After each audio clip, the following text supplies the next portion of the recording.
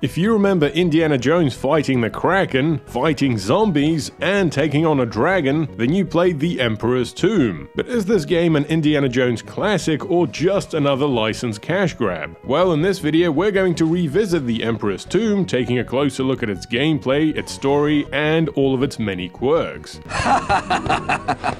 But first, let's set the scene. After a decade of side-scrollers and point-and-click adventures, the Indiana Jones franchise would finally make its transition to 3D in 1999 with The Infernal Machine. Despite being a bit of a Tomb Raider clone, the game received above-average reviews and sold a decent amount. And so LucasArts got the green light to make a follow-up for the next generation of consoles and PC. This time around, however, LucasArts decided to outsource the game's development to The Collective, who already had some experience working on licensed games. So, how do they do? Well, the game opens up in the jungles of Ceylon. Unlike The Infernal Machine, which takes place after the original trilogy, The Emperor's Tomb is actually set in 1935 and acts as a prequel of sorts to The Temple of Doom. The graphics are pretty decent for the time, especially on PC and Xbox. They certainly have that quintessential 6th generation charm to them. Look at that JPEG sky. It's beautiful. Oh, shit.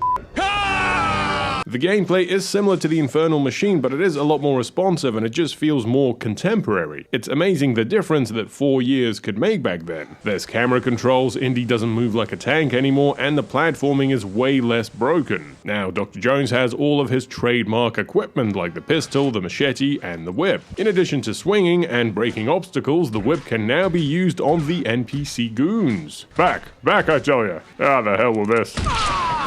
And I must say, the goons in this game are next level tough. Look at this fella just shrugging off a machete attack. No, don't make him fade away, game, he was ready to go again. This game has a lot more emphasis on hand-to-hand combat compared to its predecessor. You can now grab enemies, and likewise, the enemies can now also give you a noogie.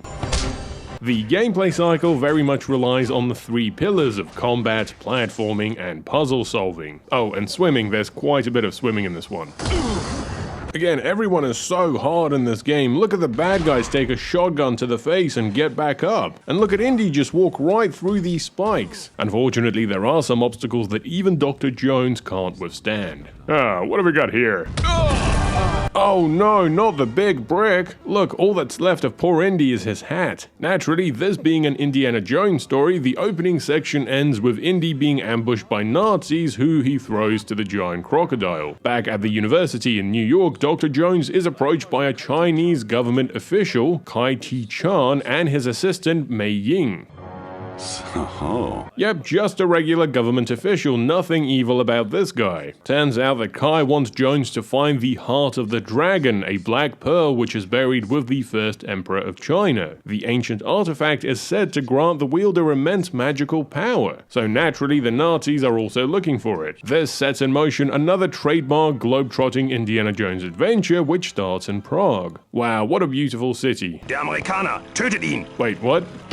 Who knew the people of Prague were so rude? And so, Indy makes his way through the castle where he solves a bunch of different puzzles and also fights half the Third Reich. Oh, and he also meets, Satan, I think. This section's final boss is also this big secret experiment-looking fella who throws fireballs at you. You know, just another average day for Dr. Jones. Eventually, Indy is captured by the guy who he threw to the crocodile, who imprisons him in Istanbul. Luckily, Mei Ying shows up to free Dr. Jones. Indy then discovers the sunken city which is filled with underwater Nazis. Oh yeah, and there's also a real-life Kraken. Why didn't you and Kai warn me about the Nazis? Okay, so we're just gonna ignore the Kraken.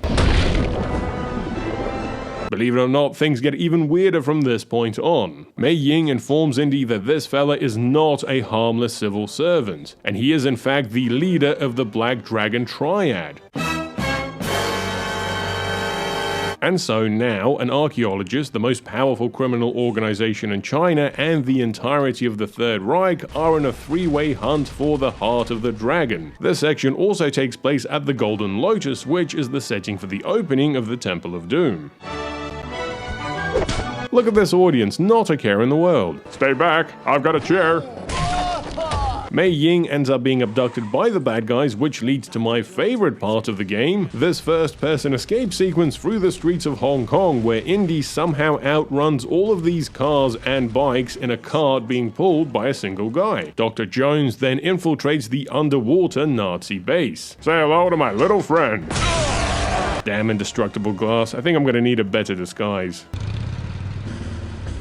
A few moments later. Ah, damn it, what gave me away? That's right, everyone, it's Harrison Ford dressed as a Nazi whipping a guy with a flamethrower. Bet you didn't think you'd see that today. But crazy story and big set pieces aside, the gameplay cycle of beating up goons and solving puzzles can get a bit repetitive. Plus, some of these puzzles can be frustrating as the game just doesn't give you enough clues to solve them. I guess they were really trying to shift that Prima strategy guidebook. And speaking of books, can we take a moment to appreciate this game's manual, which is meticulously crafted to look like Indy's diary. Alright, so after going through the secret base, Indy gets changed back into his regular clothes and travels up the Pengali Mountains. Alright, who wants some? Wait, hold on, what the hell happened? Oh wow, there's a tiny gap that you can fall through in the cart level. I'm not sure if that's terrible or genius level design. So, Indy reaches the top of the mountain where Kai has his evil ancient fortress. Once again, this man came to Indy in his classroom. Dr. Jones then proceeds to infiltrate the fortress. Whoops, dropped my hat. And this section ends with Indy taking on these two evil stripper/bodyguard ladies. Ow, ow, ow, where's the bazooka when you need it? Alright, I'm gonna have to time this just right. Never mind. Indy then solves some ancient puzzles, obtains a magical boomerang, and finds Mei Ying, who is being turned into a flying demon by Kai. And so naturally, this results in a boss battle where 3 dragons hold giant balls whilst a lady with wings tries to kill Indy. Oh yes, and also there are flaming skeletons. Just another average day for Dr. Jones. And this isn't even the end of the game. Indy rescues Mei Ying, and then the two of them venture into the Emperor's tomb itself, where they fight more bad guys, solve more puzzles, and take on the head Nazi in his tank with a giant drill mounted to the front. And what's interesting is that this entire chase section is actually played from the tank's POV. Also, there's no quick save. If you die, you've got to redo it again and again. And the same goes for every other section in the game, which is quite frustrating, especially towards the end. Eventually, Indy finds the entrance to the Netherworld. Oh look, there are some rats on the floor. I wonder if they just keep going back and forth between. After doing a bunch of Netherworld puzzles and taking on the undead, Indy finally enters the Emperor's tomb. And sure enough, he's been buried with the Black Pearl in his mouth. I don't think you'll be needing this.